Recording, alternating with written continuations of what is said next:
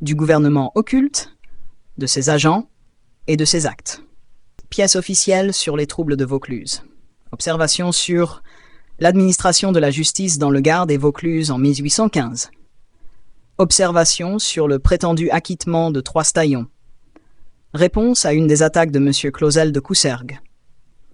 Requête à la Cour de cassation, faisant suite aux pièces et documents publiés le 18 novembre. Il suffit du silence coupable de l'autorité judiciaire pour anéantir, au moins dans la pratique, les droits et la liberté des citoyens. Paris, chez Dalibon, libraire, Palais Royal, Galerie de Bois, numéro 228, 27 novembre 1820. Pièces et documents relatifs au procès de M. Madier de Mongeau, contenant sa correspondance avec leurs excellences M. de Serres et Siméon, ses rapports sur les assises du Gard et de Vaucluse. Des réflexions sur 2 discours de M. de Serres et Siméon, des extraits de l'interrogatoire subi le 9 juin par M. Madier, de nouvelles preuves de l'impartialité de la censure à son égard, 1/8 Prix 2 francs 50 sons. Avertissement. La France va devenir le palais du silence. Avant que la terreur de 1815, dont tout prépare le retour, achève ce que la censure a commencé, j'emploie le trop faible moyen qui reste encore aux citoyens pour faire entendre leurs plaintes et repousser les insultes des calomniateurs privilégiés. Les journaux d'une faction ont porté sur tous les points de la France la lettre de Mamseux de Berny et de Calvière contre moi. Ma réponse n'a pu être connue que du petit nombre de ceux dont les lectures ne se bornent pas à des feuilles périodiques. Ce petit écrit ne sera pas lu de l'immense auditoire à qui un avocat général vient d'apprendre que je suis complice de Gravier et de Louvel et que j'ai insulté le deuil paternel dans ma pétition. Néanmoins, je me crois obligé par cette attaque officielle à reproduire la réponse que j'avais faite d'avance dans ma première pétition et dans les écrits qui l'ont suivie. Je dois à mes amis, à moi-même, à un personnage auguste et que je vénère, une protestation spéciale contre de si infâmes accusations. Pénétré de respect pour la majesté royale, j'éprouve la plus sincère douleur en voyant ces hypocrites défenseurs s'efforcer de l'engager dans un débat auquel elle est si complètement étrangère. J'ose espérer que les véritables amis du trône ne s'offenseront pas de me voir aborder un pareil sujet, et qu'ils n'imputeront qu'à mes ennemis la nécessité où je suis d'en entretenir le public. Ils viennent de reproduire ces calomnies avec de nouveaux détails dans un libelle intitulé « Lettre d'un électeur de Paris à un électeur de province », qui a été répandu avec profusion dans les départements au moment des élections, et où sont diffamés les plus honorables citoyens. Là sont renouvelées toutes les perfides insinuations par lesquelles ils veulent effrayer l'Europe d'une anarchie que leurs attentats seuls peuvent rendre possible. Ces hommes peuvent-ils m'accuser dans leurs journaux, leurs libelles, et jusque dans le sanctuaire de la justice, d'avoir exposé la dynastie à la profanation d'un soupçon criminel, sans qu'il me soit permis de prouver que mes sentiments héréditaires, ma conscience m'empêcherait de former ce coupable dessein, et que j'ai dit très explicitement le contraire de ce qu'ils me font dire. Ne sera-t-il pas permis à celui qu'ils accusent de tremper dans ce complot imaginaire et d'avoir donné le signal d'une nouvelle agitation, de les démasquer, de faire connaître les maux qu'ils nous ont faits et l'avenir qu'ils nous préparent? À la persévérance des calomnies, il faut opposer la persévérance de la réfutation, surtout à une époque où les ministres ont l'imprudence de fournir involontairement, sans doute, des arguments spécieux aux mauvais citoyens. Voyez avec quelle habileté le journal des débats du 21 novembre s'empare du discours de M. Siméon du 25 avril. Pour répondre à toutes ces déclamations, ne suffit-il pas de la dénégation présentée dans le mois de juin dernier par le ministre de l'Intérieur à la Chambre des députés et de cette déclaration solennelle que depuis près de 5 ans la tranquillité publique n'avait été troublée, ni même menacée dans le département du Gard? Que peut-on opposer à une allégation aussi précise? Monsieur Madier de Mongeau est-il mieux instruit qu'un ministre du roi de la situation générale de son département, ou le ministre a-t-il moins d'intérêt que lui à connaître et à proclamer la vérité? Voici ma réponse au journal des débats et à monsieur le comte Siméon. Devant la Cour de cassation, je prouverai par des pièces et des faits incontestables qu'au mois de mars 1819, le département se trouvant absolument sans garnison par la faute du ministère, les partis s'armèrent et se mirent en présence. Que le sang coulât, que sans moi il en aurait été répandu des torrents, et que les ministres m'ont fait remercier de les avoir délivrés, par mon dévouement dans cette occasion, des plus vives alarmes qu'ils aient jamais éprouvées. Du gouvernement occulte. J'ai attesté, j'atteste encore que j'ai pris en flagrant délit les hommes des notes secrètes. La France a ajouté foi à mes paroles parce qu'il était évident qu'au milieu des conjonctures les plus favorables aux factieux, je n'avais rien à gagner et tout à craindre en rompant le silence, et que le dévouement au prince et à la patrie avait pu seul délier ma langue. La France a été convaincue et les conspirateurs ont frémi. Remis de leur première surprise, ils ont osé, pour leur défense et devant le public, ce qu'ils n'avaient jamais osé, même en secret, pour le succès de leur complot. Ils ont prononcé un nom auguste, assuré que j'attaquais l'héritier du trône et que c'était sur ce prince que j'avais voulu appeler les soupçons. En cela, ils ont suivi l'exemple que leur avait donné M. Laine à la tribune le 26 avril. Mais voici en quels termes je répondis à M. Laine dans ma lettre du 26 mai.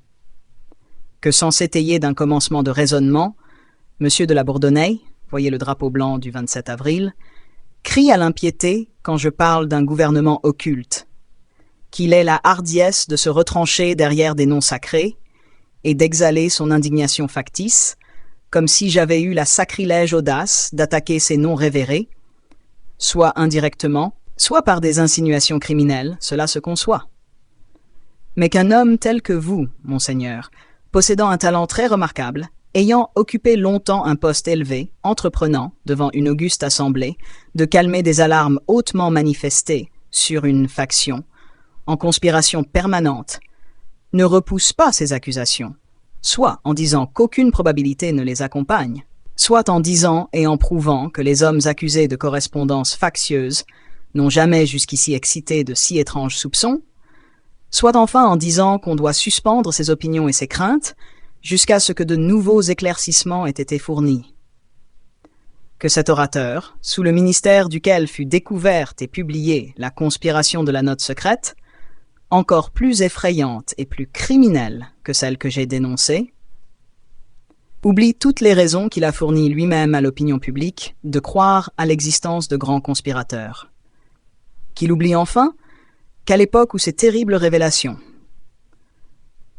car elles, lui, appartiennent bien, ainsi qu'à tout le ministère d'alors, annoncèrent à la nation que ses plus cruels ennemis allaient être prouvés peut-être parmi les hommes à qui les bienfaits multipliés, de nos princes imposaient plus étroitement l'obligation d'être fidèles à la patrie.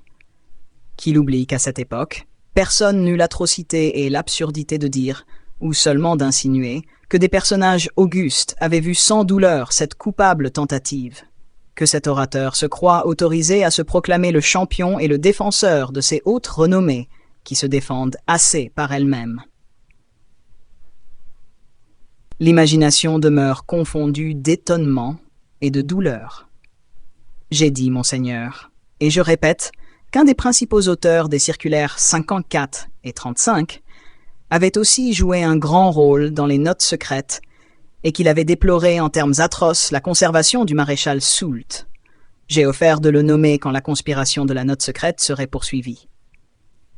Je vais maintenant continuer avec un autre segment du document corrigé. Lors même que je n'aurais pas dit avec autant de clarté que le principal coupable était un simple particulier, quoique occupant un rang distingué dans la société, l'énormité même de l'accusation aurait empêché la pensée de s'égarer. Et c'est vous, ministre du roi, qui n'avez pas perdu tout souvenir de la note secrète, vous qui avez lu ma pétition, puisque vous en parlez, qui vous dispensez d'aborder une question claire et positive pour lutter avec une chimère horrible. Sentant bien qu'aucun motif n'autorise votre dangereuse digression, vous êtes réduit à dire « L'âme se soulève malgré soi sur ce qu'on débite, sur ce qu'on laisse pénétrer au sujet du gouvernement occulte, ce qu'on débite, ce qu'on laisse pénétrer. » Fait-on encore allusion à de nouveaux propos de taverne, aux folies d'un autre mendiant en démence? Ce qu'on débite, ce qu'on laisse pénétrer selon vous, est-il dans ma pétition dont vous aviez à parler? ce qu'on débite, ce qu'on laisse pénétrer. Voilà donc le seul droit que vous aviez de vous lancer dans le scandale de cette digression. Allez, Monseigneur, laissez en paix cette auguste douleur, qui est respectée et partagée par toute la France, et qui n'a pas besoin d'être protégée par votre éloquence. Le respect que nous devons à la famille de nos rois, et que je sens plus vivement que personne, m'a paru tellement blessé, tellement méconnu dans cet étrange passage de votre discours, que je n'ai pu m'empêcher d'en témoigner ma douleur.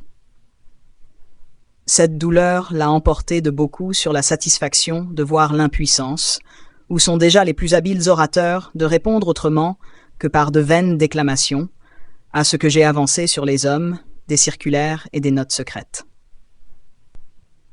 Pour sentir combien sont absurdes les insinuations qu'on a si souvent reproduites après M. l'aîné, on n'a qu'à se rappeler ce que j'ai dit de l'auteur des circulaires dans ma première pétition. Sera-ce de moi que les ministres devront apprendre quel est le redoutable factieux qui a rédigé et envoyé ces 35 circulaires. Qu'ils sachent donc quels sont l'ouvrage de cet homme à la tête et au cœur machiavélique, lequel dit, en 1815, « Quoi, monsieur vous venez devant moi vous vanter d'avoir sauvé la vie au maréchal Soult après l'avoir fait arrêter. » Insensé. Apprenez de moi que dans les conjonctures où nous sommes, on n'arrête pas un maréchal de France, on le tue. Les ministres ont-ils besoin d'une désignation plus claire? Faut-il leur articuler ce nom? Eh bien, je le leur dirai moi, devant les tribunaux, le jour où ils mettront ce grand coupable en accusation, ainsi que la France l'a un moment espéré après la découverte de la note secrète. Je le demande, pouvais-je désigner plus clairement l'auteur des circulaires et le principal agent du gouvernement occulte? Aussi, M. de Saint-Aulaire, qui ne partageait pas mon opinion sur la part que j'attribuais à cet homme dans les circulaires, crut le reconnaître à cet horrible propos relatif au maréchal Soult. J'ai donné, dit M. de Saint-Aulaire, j'ai donné une grande confiance à M. Madier de Mongeau. Je suis convaincu qu'il ne peut pas se tromper volontairement, mais je ne partage point son opinion, ni sur la part qu'il attribue à un ancien ministre d'État à la correspondance qu'il dévoile, ni sur le jugement qu'il paraît porter du caractère de cet ancien ministre d'État. Discours du 25 avril.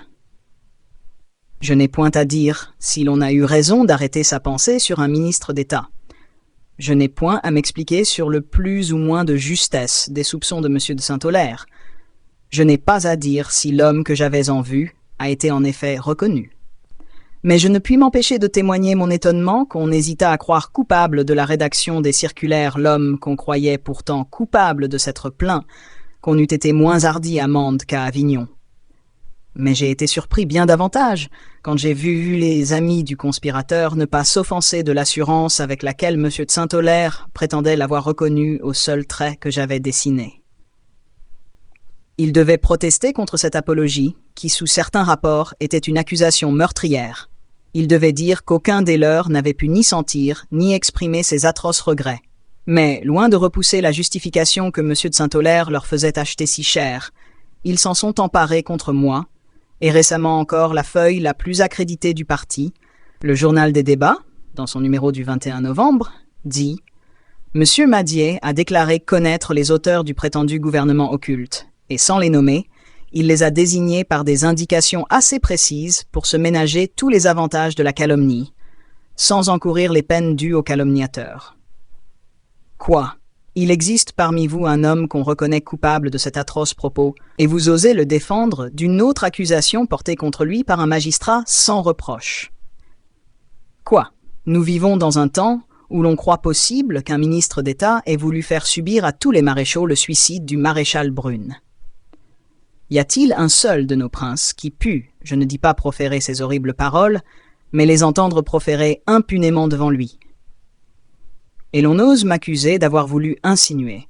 Je m'arrête, et je me borne à répéter, avec la ferme intention de ne plus m'abaisser à me défendre sur ce point, ce que j'ai dit plus haut, lors même que je n'aurais pas dit avec autant de clarté que le principal coupable était un simple particulier, quoique occupant un rang distingué dans la société, l'énormité même de l'accusation aurait empêché la pensée de s'égarer.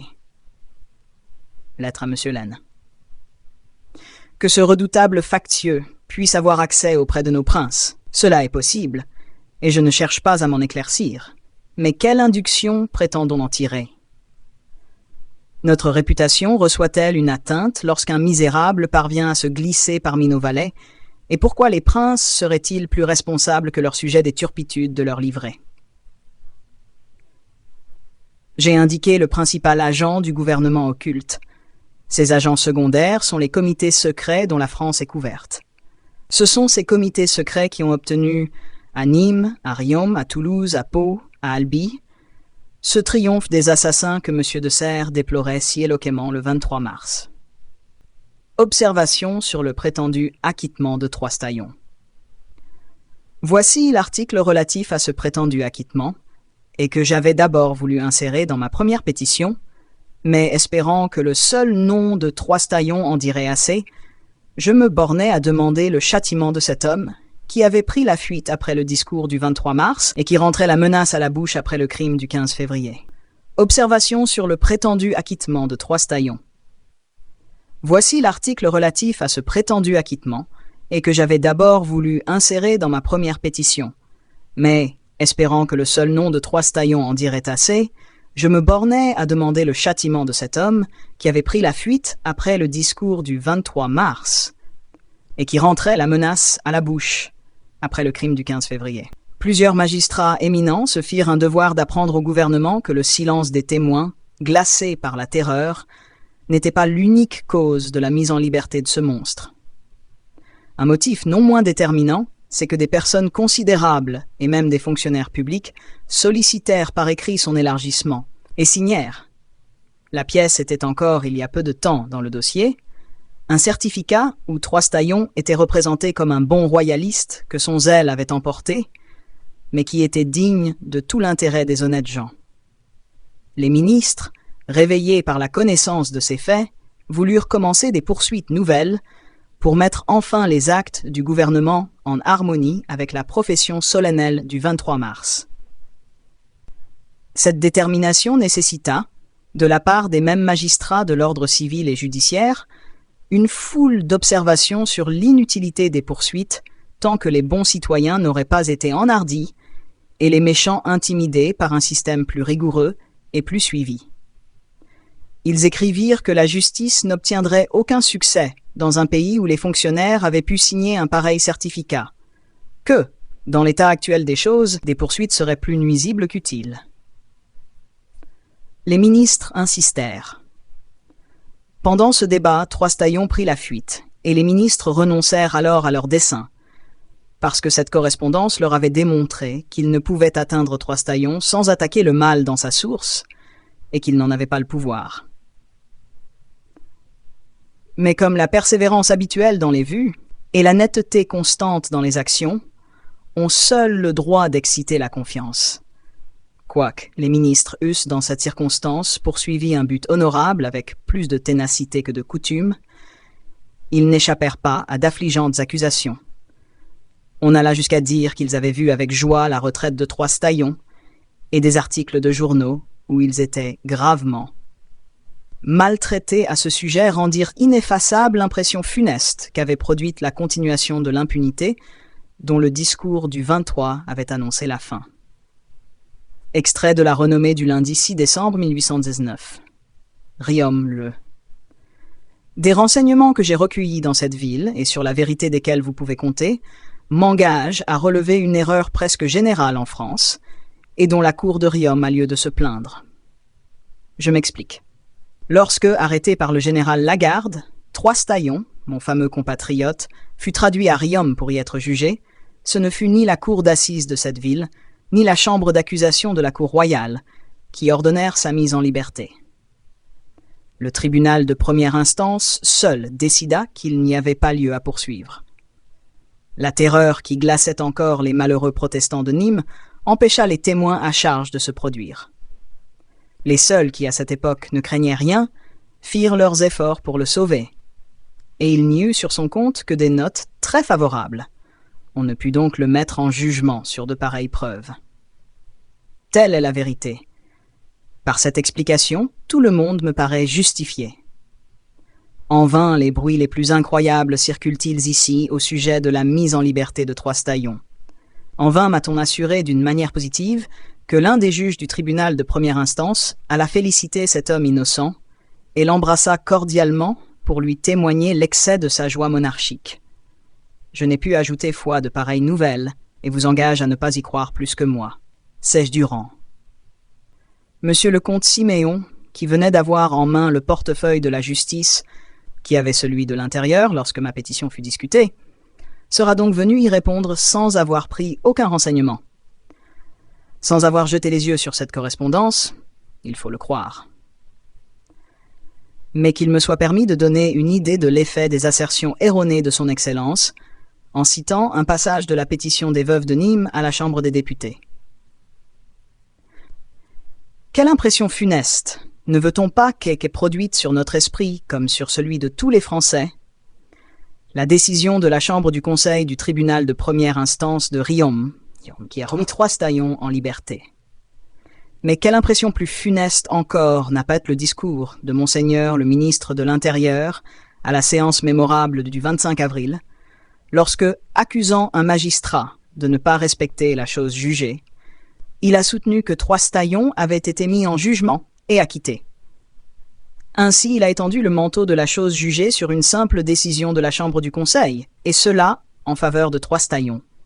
Et cela contre l'intérêt de la morale, de la justice et du repos d'un département tout entier.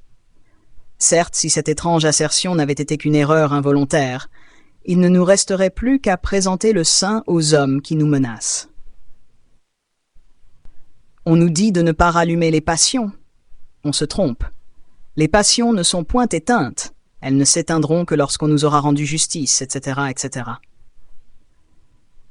Et l'on voulait qu'après tous ces démentis, qui rendaient les ministres complices, involontaires, je veux le croire de nos adversités, on voulait que je retinsse captives les vérités contenues dans mes rapports. Il est vrai que, malgré les arrêts qui sont sortis de ma propre bouche, j'ai dit, de Boudon et de Griffon, ce qu'en pense Vaucluse et le garde. Je l'ai dit, et en cela j'ai suivi l'exemple que m'avait donné le chef de la justice le 23 mars, avec cette différence que j'ai fait ces révélations dans des conjonctures bien plus difficiles et que je ne suis pas comme lui protégé par un immense pouvoir. J'ai publié mes rapports, parce qu'ils démontrent, en se rattachant à une époque non suspecte, l'existence et l'influence désastreuse d'un pouvoir occulte. Je vais maintenant en puiser de nouvelles preuves dans les actes d'un autre magistrat. Observation sur l'administration de la justice dans les départements de Vaucluse et du Gard en 1815. À Carpentras, aucun acte arbitraire n'avait eu lieu pendant les 100 jours. Cette ville arbora le drapeau blanc dès qu'elle eut appris qu'il flottait à Marseille. Aussitôt, 200 ou 300 personnes, qui pouvaient craindre le ressentiment des royalistes, sortirent de la ville. Avignon n'arbora le drapeau blanc qu'à la nouvelle de la rentrée du roi, et à l'instant 600 personnes sortirent de la ville avec armes et bagages. Les Avignonnais, qui devaient être bien aises de se voir délivrés de gens qui leur déplaisaient, ne furent pas satisfaits de l'émigration qui venait d'avoir lieu. Le lendemain, une troupe de forcenés se porta aux maisons des fédérés, arrêta les personnes et mit le feu à plusieurs maisons. Les métairies ne furent pas épargnées. Plusieurs furent incendiées. On emprisonnait.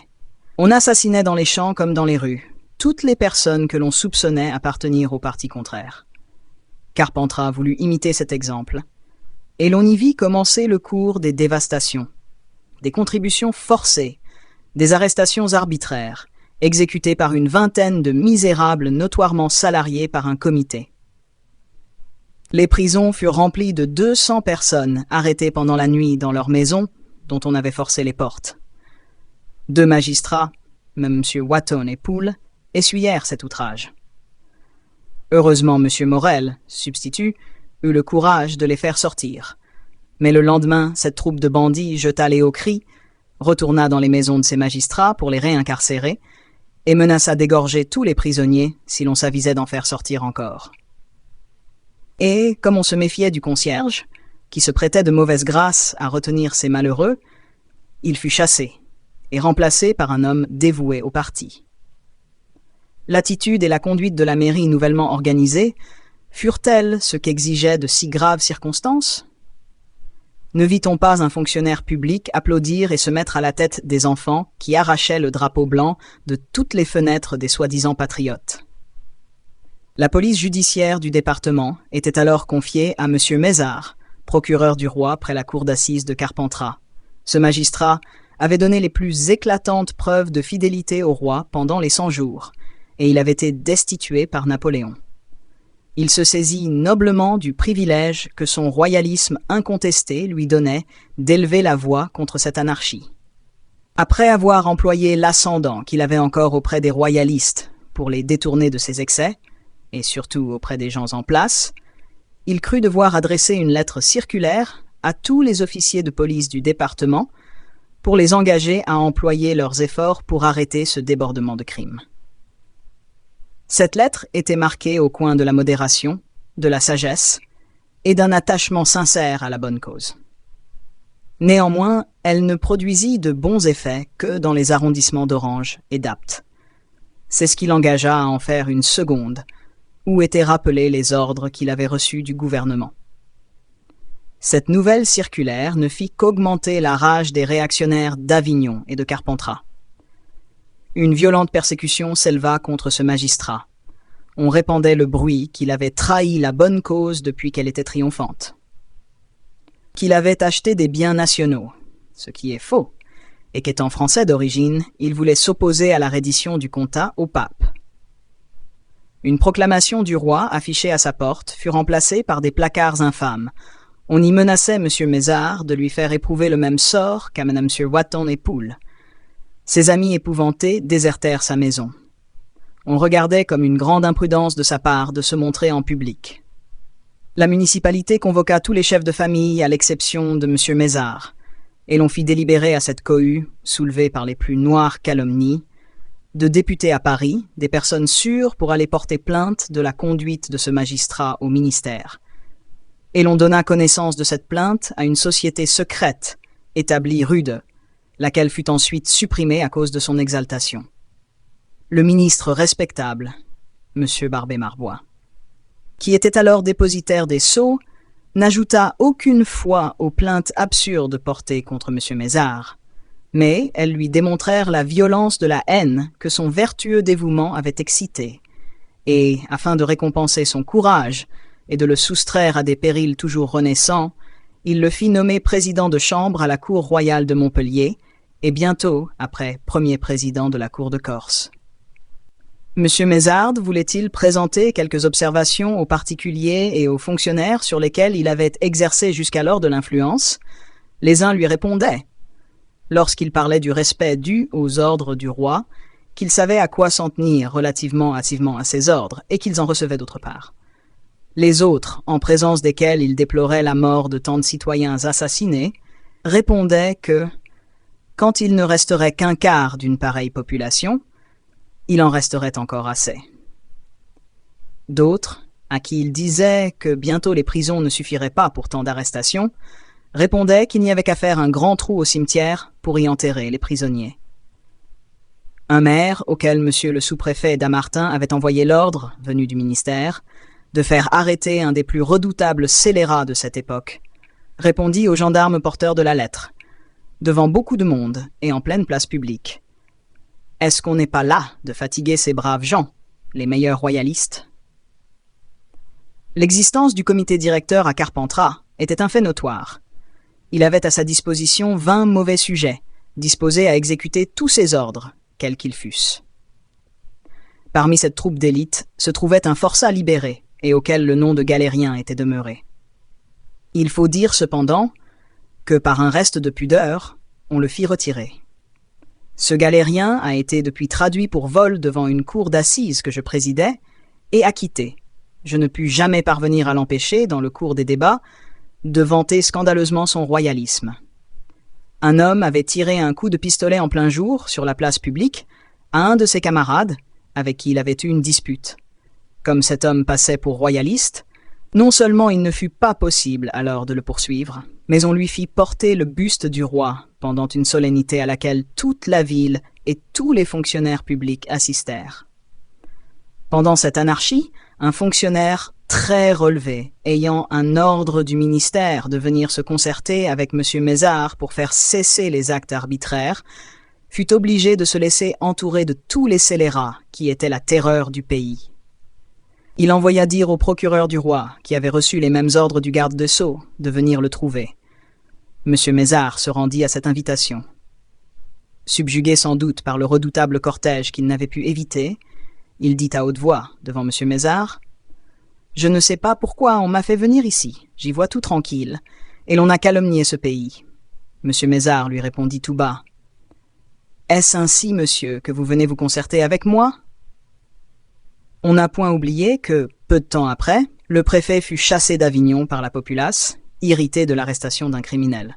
Quelque temps après, les esprits s'étant un peu calmés, un fonctionnaire éminent reçut ordre de se transporter à Carpentras pour faire sortir de prison les personnes illégalement arrêtées. Telle était encore l'audace des factieux, que ce fonctionnaire n'aurait pu parvenir peut-être à exécuter son ordre s'il n'avait pas eu l'air de flatter l'anarchie, et d'en maltraiter les victimes au moment même où il venait pour les délivrer. Il n'aurait pu rendre à la liberté des personnes arrêtées sans mandat d'arrêt s'il n'avait pas eu l'air de convertir en exil leur emprisonnement. Et, pour prévenir l'explosion de la fureur populaire, il fut réduit à lui accorder publiquement une operandi approbation. Il vint s'asseoir à l'audience, où il prit la place du président du tribunal, il en convoqua tous les juges pour venir prendre séance auprès de lui, et même le procureur du roi, qui refusa d'y aller. Il fit comparaître, en présence de la populace, les détenus l'un après l'autre, et demanda au peuple s'il y avait quelqu'un qui eût des dénonciations à faire. Comme personne ne porta plainte, il exila les détenus dans différents départements, leur adressant en même temps les reproches les plus durs, et leur disant qu'ils étaient bien heureux qu'il n'y eût pas de preuves contre eux. Il ne leur donna pas un moment pour partir. C'était au fort de l'hiver, et, comme un de ces malheureux demanda une heure pour se procurer un manteau et quelque argent pour vivre, faute de quoi il serait réduit à voler, un assistant s'écria « Tant mieux, si tu voles, tu seras guillotiné, et ce sera un coquin de moins. » Plusieurs personnes m'ont assuré qu'un procès-verbal de cette fameuse séance avait été dressé et imprimé. Le sous-préfet de Carpentras disait à M. Mézard, lorsque la réaction fut calmée, « J'ai craint pendant 3 jours qu'on ne fît le siège de votre maison. » Des personnes qui ont été en position de s'en assurer dans les bureaux de la chancellerie m'ont affirmé que tous les faits ci-dessus relatés figurent dans les rapports adressés dans le temps au ministère par M. Mézard. Il est certain que le ministère d'alors usa de tous ses moyens et donna les ordres les plus énergiques pour mettre fin aux malheurs de ces contrées. M. de Serres a pris soin de nous apprendre, le 23 mars 1819, ce qui avait empêché les honorables efforts du ministère de produire les résultats qu'on en devait attendre. Sachez, messieurs, qu'en quelques mains que le roi ait daigné confier le soin de sa justice, tout a été fait pour atteindre le crime. Mais sachez aussi le résultat des efforts du gouvernement du roi. À Nîmes, etc., discours de M. de Serres, à la Chambre des députés, prononcé le 23 mars 1819. Voilà ce que j'ai appris, pendant mon séjour à Carpentras, de la bouche d'une foule de citoyens recommandables, et de la bouche même de plusieurs amis de M. Mézard. Au reste, ce respectable magistrat est dans ce moment à Paris, où il est venu publier un ouvrage. Je ne l'ai point vu, je n'ai pas l'honneur d'en être connu, mais je ne crains pas d'être démenti par lui. Je ne crains pas non plus que les Morel, les Cartier, les Morard, les Dastier, les de Pélissier, magistrats à Carpentras, me démentent. Les forcenés qui refusent à messieurs Royer-Collard et Camille Jordan le titre de royaliste pourront bien aussi le refuser à M. Dastier, Morel, de Pélissier et Mézard, mais quant à moi l'approbation, même tacite, de ces excellents citoyens, suffira pour me dédommager de toutes les fureurs auxquelles je me suis dévoué. Voici la dernière circulaire de M. Mézard. Cette pièce officielle mettra les hommes de bonne foi en position de décider si des attentats multipliés et monstrueux n'ont pas été commis, et si les comités secrets n'en ont pas seul empêché la punition. Carpentras, ce 30 novembre 1815. Le procureur du roi près la cour d'assises du département de Vaucluse. À MM les procureurs du roi, et à tous les officiers de police judiciaire du même département. Messieurs, j'ai l'honneur de vous communiquer les ordres du roi, que son ministre MGR, le garde des Sceaux, m'a transmis dans sa lettre du 18 de ce mois. Son cœur paternel a été douloureusement affecté des désordres qui ont affligé ce département, et Sa Majesté a ordonné que la justice en poursuivît la répression, et en punit les auteurs. Je n'ai pas besoin, messieurs, de vous recommander la poursuite des crimes commis pendant l'interrègne par les complices de la rébellion. Votre attachement à la cause royale, votre haine contre l'usurpation et l'opinion publique fortement prononcée me répondent de votre zèle à sévir contre les ennemis du trône. Mais si les provocateurs doivent être punis, Peut-on accorder un brevet d'impunité à ceux qui ont abusé si violemment de la victoire, et qui, à l'incendie, à l'assassinat et à la dévastation, crimes qu'on pourrait attribuer au mouvement de la vengeance populaire, ont joint le vol, le pillage, les exactions et tous les écarts de la dépravation et de la licence? Peut-on justifier dans les uns ce qu'on condamne dans les autres? Quels sont les juges qui oseraient afficher une partialité aussi révoltante? Quel est le tribunal qui, comme la commission d'Orange, voudrait ne juger des actions que par les personnes, des personnes que par les opinions, des opinions que par la rumeur publique et souvent par l'imposture et la calomnie? Les tribunaux de Vaucluse sont prêts à rendre une justice prompte et sévère, mais ils n'iront pas choisir une victime pour complaire à la fureur populaire, et condamner de préférence un fédéré, même coupable, en la présence des incendiaires impunis de sa maison, des assassins de ses parents, ou sur le témoignage des violateurs de son asile domestique. Si du moins l'on pouvait compter sur le commencement de tranquillité que nous devons à quelques mesures sévères du gouvernement. S'il n'était pas à craindre que l'impunité ne ramenât les mêmes crimes et les mêmes désordres, peut-être faudrait-il examiner s'il ne conviendrait pas d'user de quelque indulgence, et de recommander à la clémence de Sa Majesté ceux des coupables qui pourraient avoir pour excuse de justes ressentiments, ou pour recommandation des services rendus à la bonne cause. Mais, il faut le dire pour justifier la sévérité qui nous est recommandée, les mêmes éléments de trouble existent encore. Les bras qui ont enchaîné arbitrairement les citoyens sont toujours armés. Les factieux promettent bien d'être tranquilles, mais c'est à condition qu'on leur laissera faire ce qu'ils veulent. Les chefs de bande, malgré les ordres donnés contre eux, se montrent audacieusement dans nos rues. Ils présentent la main aux gendarmes chargés de les arrêter, et ne manquent ni de protecteurs, ni d'asile, que dis-je. Ils obtiennent plus que d'être protégés, ils protègent. Il faut donc, pour rétablir l'équilibre, pour faire rentrer dans l'âme des hommes pervertis la terreur qu'ils répandent, il faut des exemples, il faut que toutes les volontés cèdent à celle du roi, et que la crainte des peines contienne ceux pour qui la morale et la religion sont des freins impuissants. Reprenez donc, messieurs, l'attitude qui convient aux magistrats, reprenez cette activité trop longtemps comprimée, et qui n'a jamais été aussi nécessaire que dans ce moment, que, d'un bout du département à l'autre, la police judiciaire se relève par un mouvement spontané et général, montrons à tous les factieux, quelle que soit la dénomination qu'ils prennent ou qu'on leur donne, montrons-leur un front inaltérable, une énergie égale à notre impartialité. Vous serez soutenus par l'administration et la force publique. Sa Majesté a ordonné à ses ministres de l'Intérieur et de la police de prendre des mesures pour que force reste à la justice. Mais, s'il faut punir les crimes, il s'ensuit qu'il faut examiner si ceux qui en sont prévenus sont coupables. Depuis 4 mois, près de 300 personnes ont été arrêtées arbitrairement et jetées dans les prisons.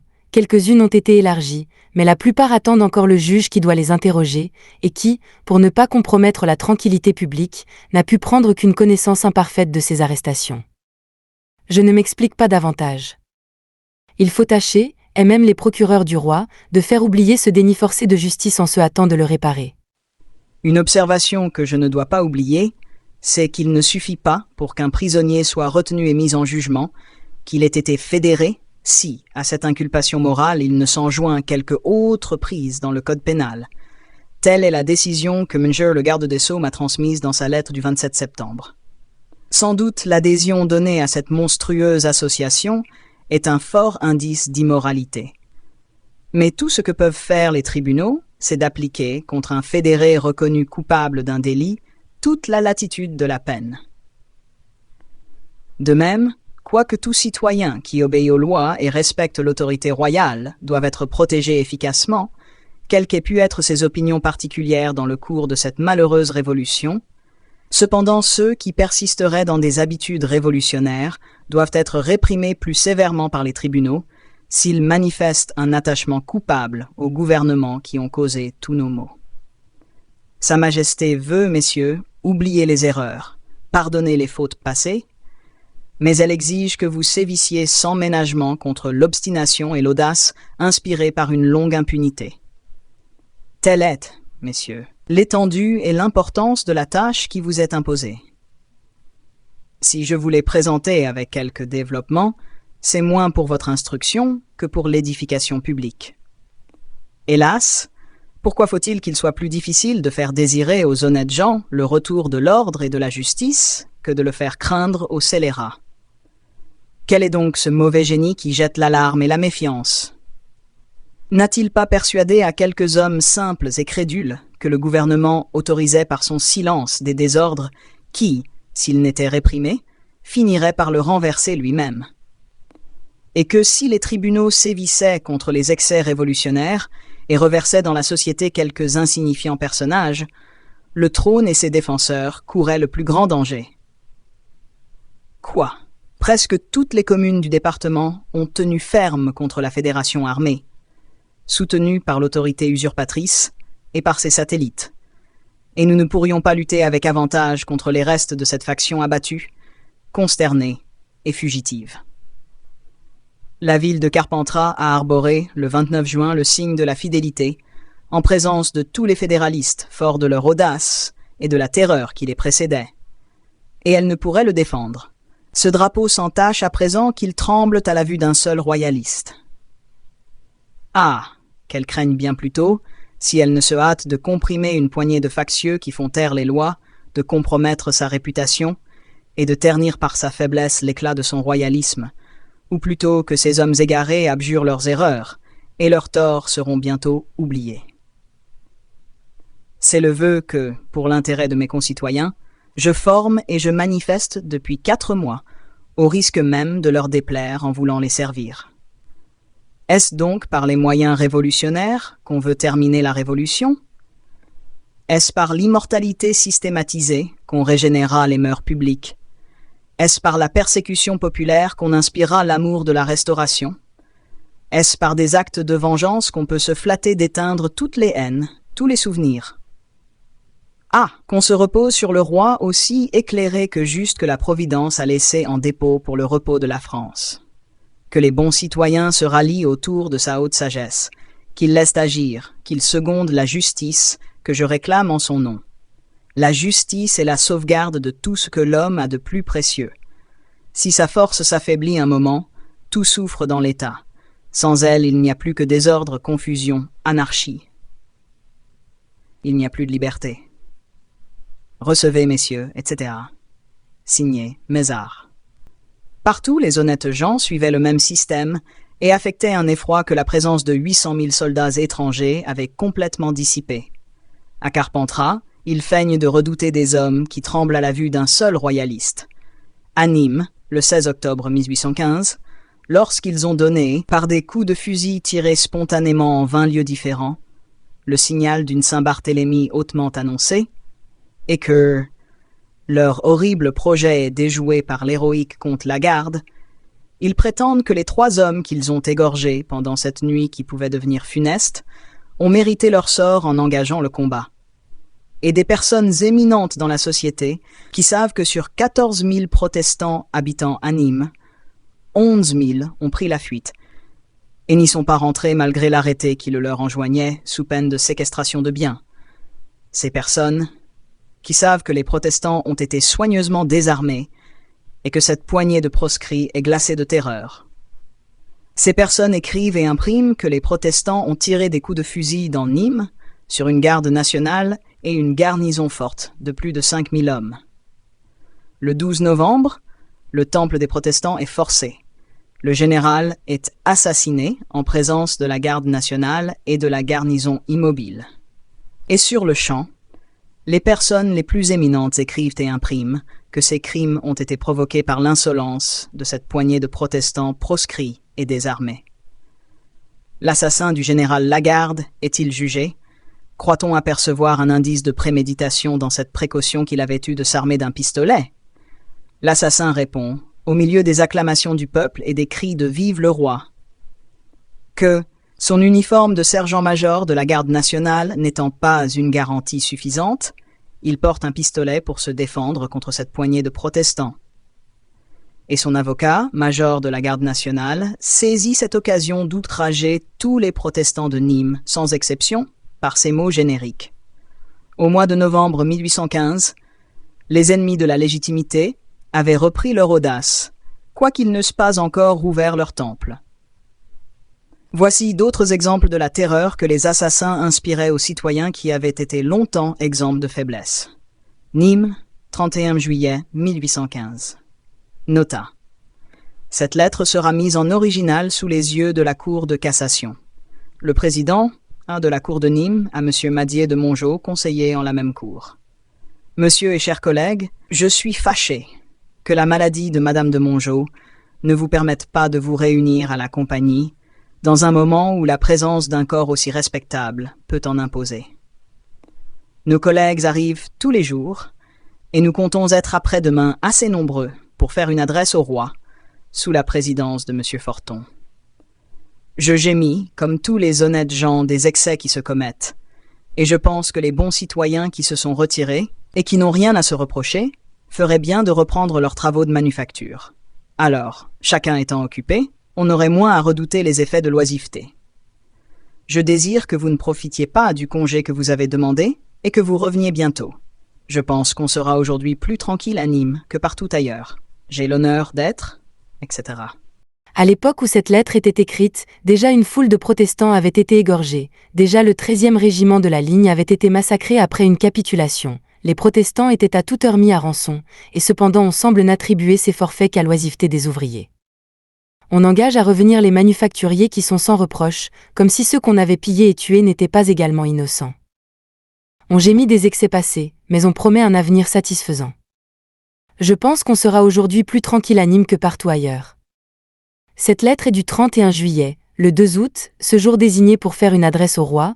Le 2 août, le capitaine Bourillon fut tué par Truphémie, à midi sur l'esplanade en face du palais. Les magistrats réunis à la salle du conseil entendirent les coups de feu qui lui donnèrent la mort.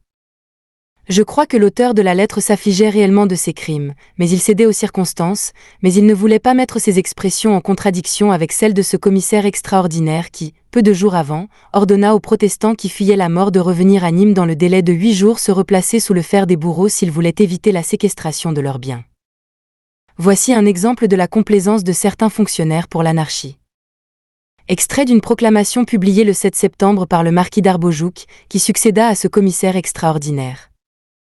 Habitants du Gard, dans les premiers moments qui ont suivi la chute du tyran, une indignation trop universelle, trop naturelle, trop irréfléchie pour n'être pas excusable, éclata parmi vous contre les ennemis du meilleur des rois.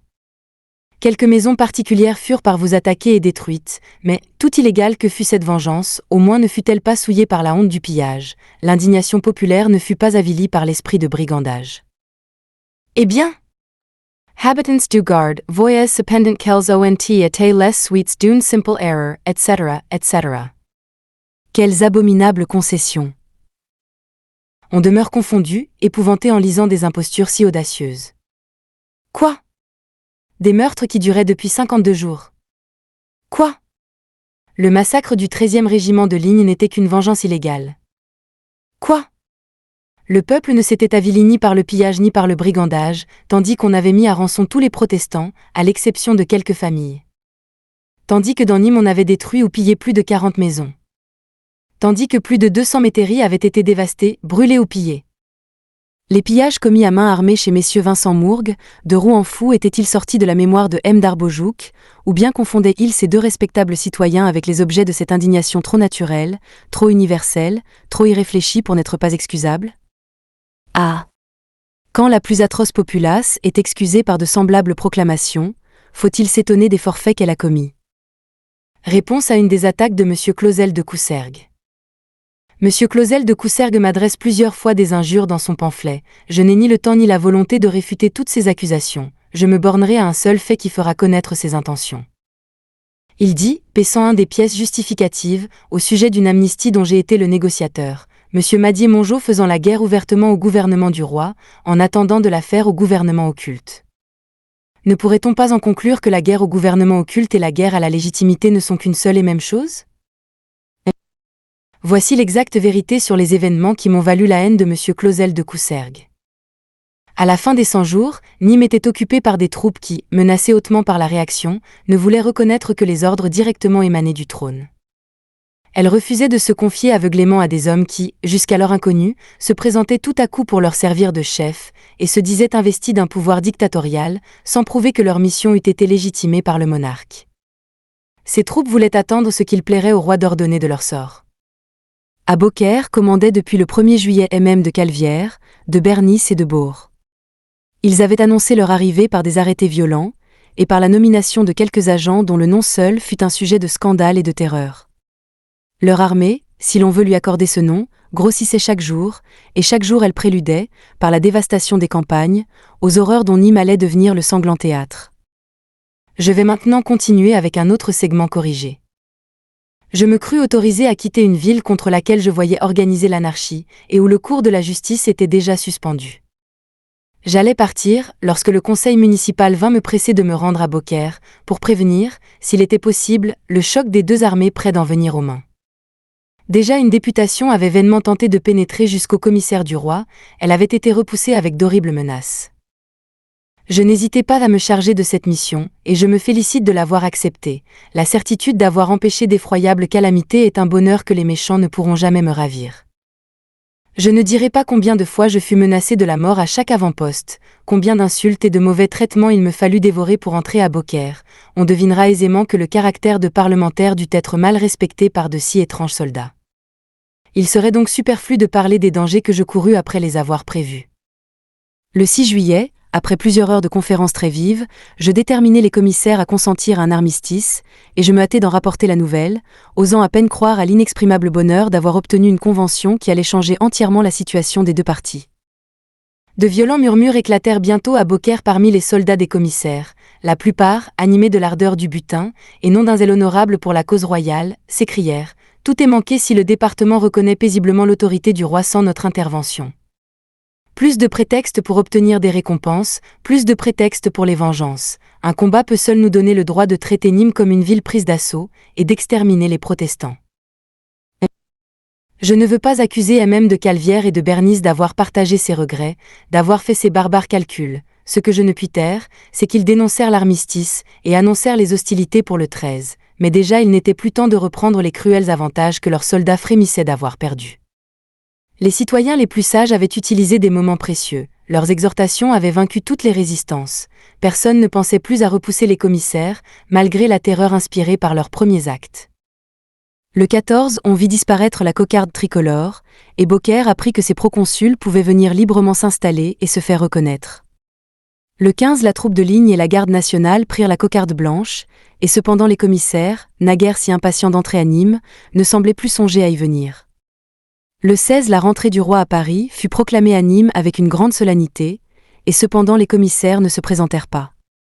Le 17, la ville était envahie par des milliers de furieux accourus des villages environnants et de l'armée de Beaucaire, et cependant les commissaires, dont la présence aurait tout calmé, ne daignèrent pas venir encore se charger de l'administration. Enfin cette funeste apathie produisit son effet, et l'on vit commencer le cours des assassinats. Sans doute ces crimes ont été affreux et multipliés, mais combien plus terrible encore aurait été le sort de ce malheureux pays sans l'armistice qui enleva aux assassins la possibilité d'alléguer le prétexte d'une résistance armée. Tout étant soumis, le drapeau blanc flottant depuis 3 jours à toutes les fenêtres, il fallut bien désavouer les sicaires. Et quoiqu'on ne fit rien pour arrêter leur forfait, on se crut au moins obligé de condamner par des proclamations des atrocités que sans l'armistice on aurait audacieusement décoré du nom d'expédition militaire et de représailles.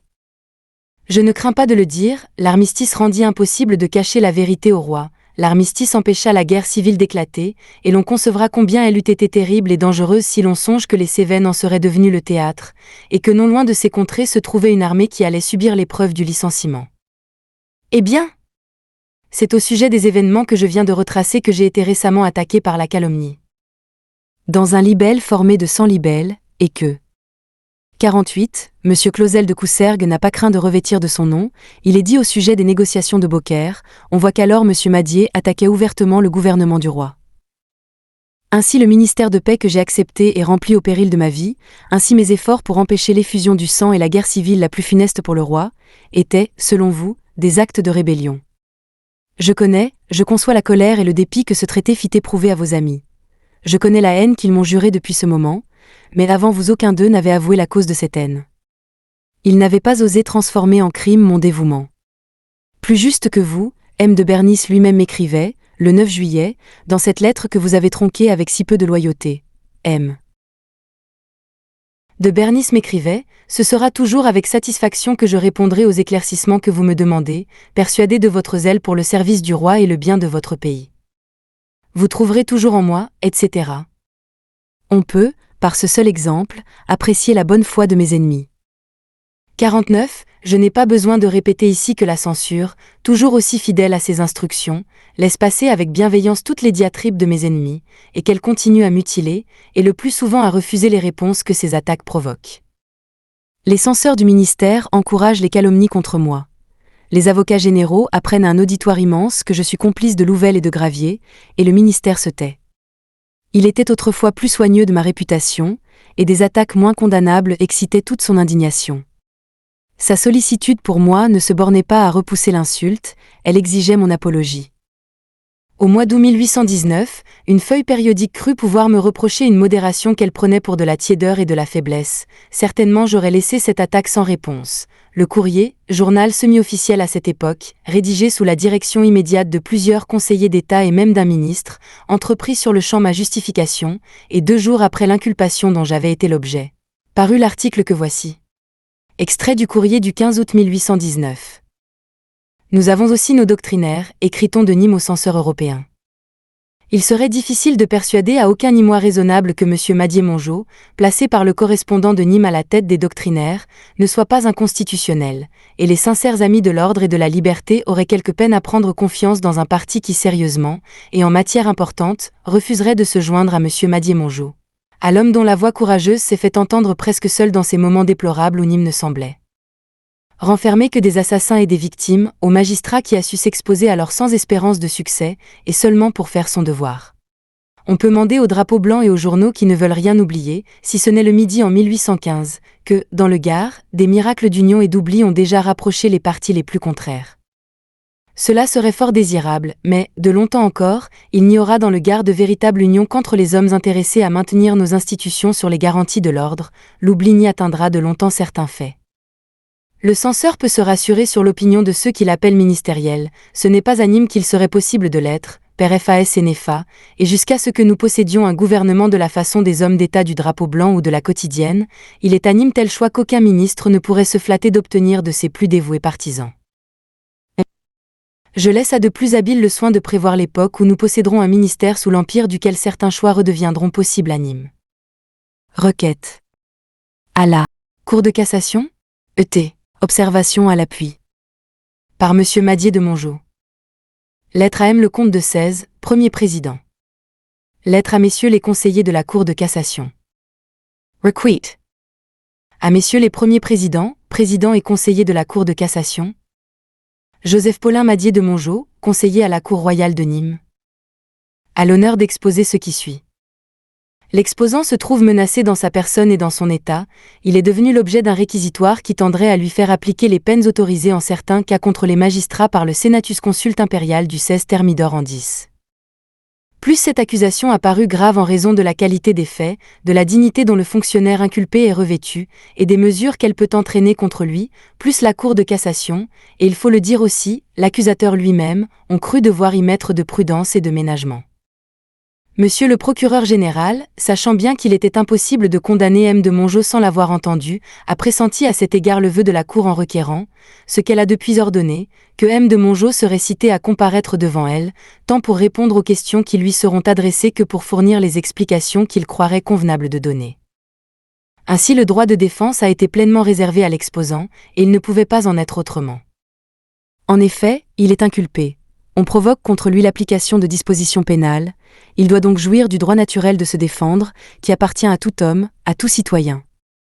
Cependant quel n'a pas été son étonnement lorsque, dans une audience qu'a bien voulu lui accorder Monseigneur le garde des Sceaux, ayant exprimé à ce ministre, qui doit être l'un de ses juges, l'intention de se choisir un conseil pour l'assister dans sa défense, sa grandeur a fait entendre à l'exposant qu'il n'aurait pas cette faculté, qu'il devait songer à se défendre lui-même, que s'il ne s'en sentait pas capable, alors c'est qu'il n'était pas capable non plus d'exercer sa magistrature. Que d'ailleurs tout se bornerait à quelques questions auxquelles il aurait à donner des réponses catégoriques sur lesquelles on jugerait. À ces assertions l'exposant a répondu respectueusement qu'on pouvait être fort bon juge et n'avoir pas toutefois le don de la parole, que d'ailleurs, dans sa propre cause, l'homme le plus habile et le plus sûr de ses bonnes intentions devait se défier de ces émotions subites dont on n'est pas toujours maître quand il s'agit de soi, qu'enfin l'état habituel de maladie de l'exposant pourrait l'empêcher de mettre à exécution le dessein où il est de se défendre lui-même. Ces raisons n'ont pas paru toucher Monseigneur le garde des Sceaux, de sorte que l'exposant a lieu de craindre que sa grandeur, comme président de la Cour à l'occasion de son procès, n'interdise l'entrée de l'audience à ses conseils, et la parole à l'avocat qu'il se sera choisi.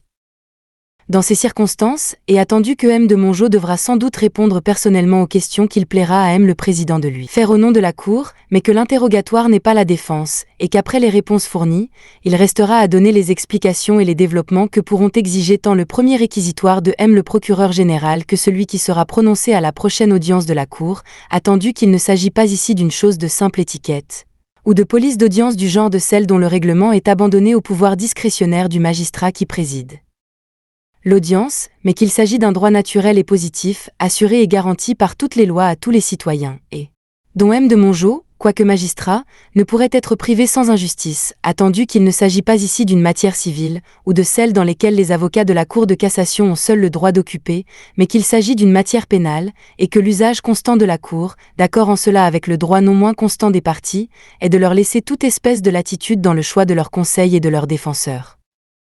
L'exposant supplie humblement qu'il plaise à la Cour de cassation l'autoriser à se choisir un défenseur parmi les avocats spécialement attachés à la Cour ou dans le barreau de Paris, à l'effet de l'assister à l'audience de la Cour, et de plaider ou répliquer pour lui, suivant et ainsi qu'il avisera dans l'intérêt de sa défense, et vous ferez justice. Nico, avocat, Madier D. Mongeau. À l'appui de la requête ci-dessus à MM les premiers présidents et conseillers de la Cour de cassation. Messieurs, l'exposant a eu l'honneur de présenter requête à la Cour, tendant à ce qu'il lui fût permis de s'adjoindre un conseil. Il a toujours été, et est encore dans l'intention de se défendre lui-même, mais il désire avoir un avocat pour le cas possible de réplique, et pour le cas où sa maladie l'empêcherait de soutenir longtemps l'effort d'un plaidoyer. Si la Cour daigne considérer la position terrible où l'exposant se trouve placé à Nîmes, ville peuplée d'hommes qui n'attendent qu'une occasion favorable pour assouvir leur vengeance contre lui, elle demeurera convaincue qu'un arrêt de suspension, ou même de simple censure, lui enlèverait cette garantie précieuse d'une considération sans atteinte, garantie qui l'a protégée jusqu'à présent contre les sicaires de Nîmes. Envisagée sous cet aspect, la cause présente le plus haut intérêt, et il devient vrai de dire que l'exposant aura dans cette occasion à combattre pour tous les intérêts les plus chers et pour son existence même, comme dans un procès au grand criminel. Il semble d'ailleurs conforme à la dignité de la magistrature de considérer la suspension ou la censure, infligée par la première cour du royaume, comme le plus sensible et le plus grave châtiment qui puisse atteindre un magistrat. Ceci rapport, put on near chuil any essages de matière penale, et any seritsi pas esarmer d'une satellite cruel que de prétendre que la faute qui est imputé à l'exposant, n'étant point qualifié crime ou délit, on ne peut regarder ni comme pénale la matière dont il s'agit, ni comme punition un arrêt qui imprimerait une tâche à sa réputation, et porterait au comble l'audace des sicaires qui menacent hautement sa vie. L'exposant ose espérer que ces considérations détermineront la Cour à interpréter en sa faveur les doutes qui pourraient s'élever. Il désire être assisté par son père, par un avocat du barreau de Paris, uni depuis longtemps à lui d'une étroite affection, et qui, dans cette occasion, doit plutôt être regardé comme ami que comme avocat.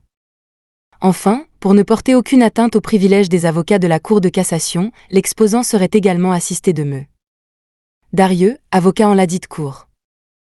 L'exposant désire vivement que la Cour daigne statuer promptement sur sa requête, et sera justice. Paris, 19 November 1820. Nico, avocat, Madier D. Mongeau. Seconde observation. À l'appui de la requête, tendant à obtenir un conseil de défense, et un avocat prieur du Collège des avocats de la Cour de cassation, à MM les premiers présidents et conseillers de la Cour de cassation. Messieurs, l'exposant a eu l'honneur de présenter à la Cour une requête tendant à obtenir un conseil de défense et un avocat prieur du Collège des avocats de la Cour de cassation. Sa surprise et son affliction ont été grandes en entendant dire qu'il était probable que la Cour ne s'occuperait de sa requête qu'un moment avant l'ouverture de l'audience du 28. Quelle que fût la décision de la Cour, si elle n'était connue de l'exposant que le 28, il serait par cela seul privé de tous les avantages qu'il réclame. Il lui importe de savoir si tout le fardeau de sa défense portera sur lui seul. Il lui importe d'autant plus d'être bientôt délivré de cette pénible incertitude et de pouvoir se concerter avec l'ami qui lui offre son secours que M. Darieux, avocat en la Cour et duquel il avait fait choix, sera absent jusqu'au 26. Ne lui accorder un avocat qu'un moment avant le jugement, ce serait réellement lui refuser un défenseur. 62. Deux sections de la Cour devant être assemblées le jeudi 23, il serait aisé d'obtenir des magistrats composant la troisième section de se réunir aux deux autres pour prononcer sur la requête de l'exposant, qui par ce moyen aurait 4 jours pour fixer son choix sur un avocat et se concerter avec lui. L'exposant réclame avec confiance cette assemblée de toutes les sections avant le 28, et sera justice. November 1820.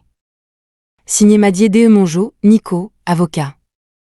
Monsieur le Premier Président, je viens de déposer au greffe les observations ci-jointes, et j'ai lieu d'attendre de la complaisance et de l'exactitude du greffier que ma demande sera mise sans délai sous vos yeux. Mais, pour prévenir les inconvénients d'un oubli ou d'une négligence, je prends la liberté de vous porter par duplicata mes observations. Permettez-moi d'attendre de la loyauté et de la justice qui vous distinguent si éminemment que vous daignerez faire délibérer la Cour sur ma demande à une époque qui ne rendra pas inutile son arrêt. Veuillez accueillir l'hommage du profond respect, etc. 21 novembre 1820. Signé Madier D. Mongeau. Paris, Imprimerie de P. Dupont.